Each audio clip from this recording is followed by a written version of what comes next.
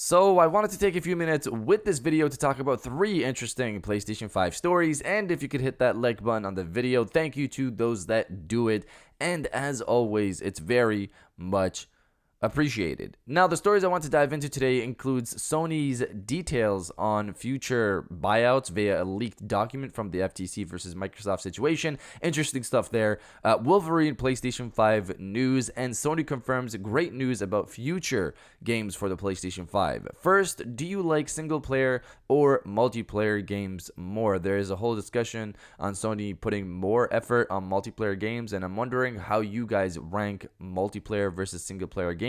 So comment below, do you like single player or multiplayer games more? Let me know down in the comments below.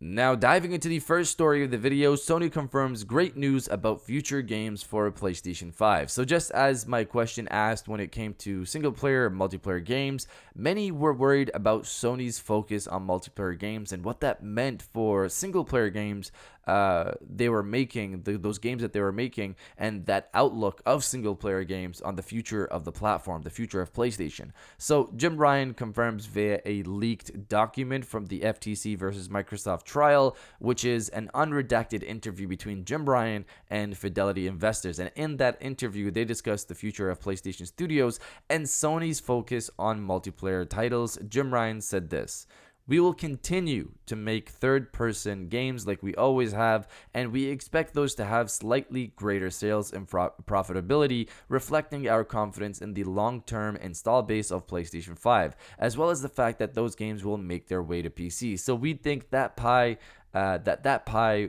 will grow, but that growth will be incremental in nature. We think the live service games will build on that foundation and take us to another level." So basically, while they're going to be putting more focus on multiplayer titles, which I think is great and brings back those PS3 era vibes, they're not going to lose focus on single player games. So Sony knows that single player games are their bread and butter. That's why a lot of people have PlayStation consoles nowadays for their great first party titles. So that won't change for anyone that was worried. Going back to the PS3 era comment, so for people who don't know, Sony back then was launching multiplayer and single player games left and right, and it was amazing. From Warhawk to Starhawk to Mag to Uncharted to Last of Us to Infamous, they were hitting all fronts back then, and they can do it again in the PlayStation 5 era. So don't worry, Sony has been here before, where they've created great narrative focused single player games alongside great multiplayer games as well.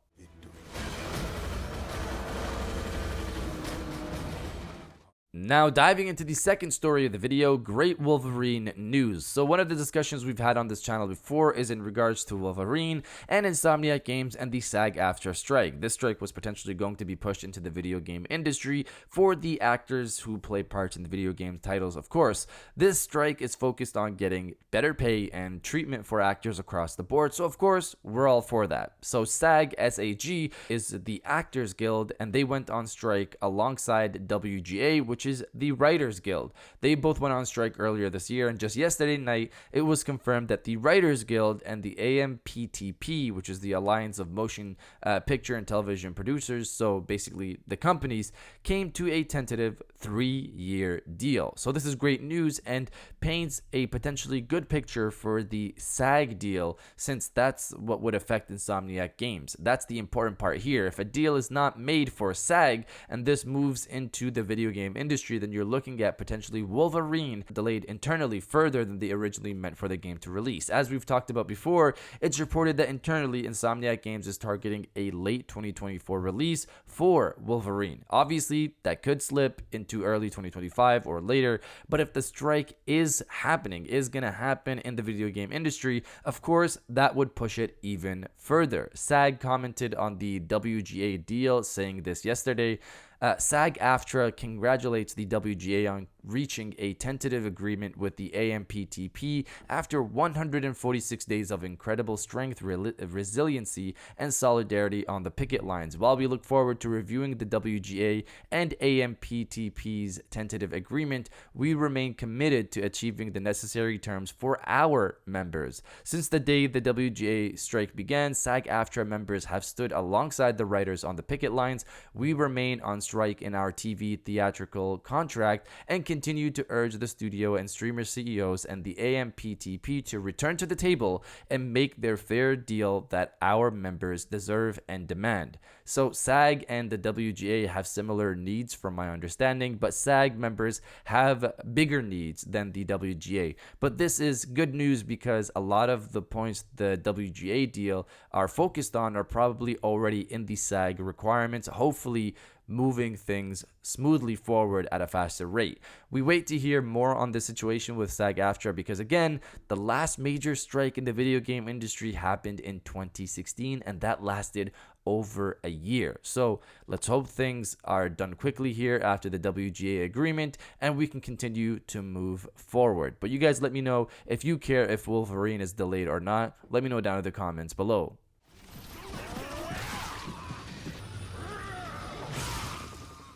And now diving into the final story of the video, Sony Studio's buyout details leaks. So this is another piece of information from the Jim Ryan Fidelity Investors interview that leaked from the FTC versus Microsoft trial. At one point in the interview, Jim Ryan was asked about future studio buyouts and what studios make the list for Sony, and this is what Jim Ryan had to say. I think an ideal acquisition target has to help us deliver on our strategies in a way that we're not capable of doing on our own. And when I look at our portfolio of studios and our publishing capabilities, we need help in the areas in which we are not strong at present. We aspire to grow our community, grow engagement with our games, grow the number of people who are playing those games, grow the amount of time people are spending on those games, move across to PC and mobile, and grow the number of people playing with each other. It's in these spaces where we don't have expertise and presence, we need to build expertise. These are some of the reasons behind the acquisition of Bungie. We have publicly stated ambitions in the area of mobile. That's part of game development that we've not been present in any meaningful extent. So you can assume that we have an interest in acquiring development knowledge and expertise, management expertise there. So they're focused on studios that will expand their expertise, which makes sense when you look at their past acquisitions. For example, Haven Studios with online and cloud, or Housemarque with roguelite genre like Returnal, or Bungie with online games as a service titles.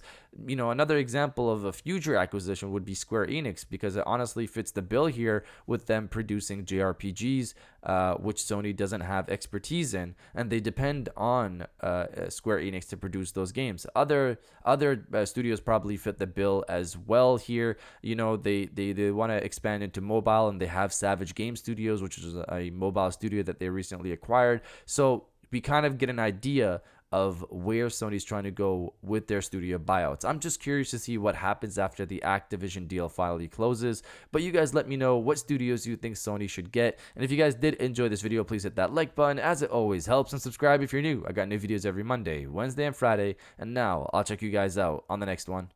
And welcome back to the after show. This is the part of the video where we have a little fun down in the comments below. If you're old, welcome back. If you're new, welcome. For today's thing, what I want you guys to do is to body, obliterate, destroy, and overall harass the comment section with "Let's keep it going." So this is in reference to the SAG-AFTRA strike, and hopefully things go smoothly, a deal is made, people get paid right, and hopefully Wolverine doesn't internally get delayed further down the line. So if you're for that and you hope Wolverine doesn't get delayed and the actors get paid right, destroy the comment section with "Let's keep it going," and I'll definitely heart those comments like I always do, because I appreciate everybody who stays to the end of my videos. And now I'll check you guys out on the next one.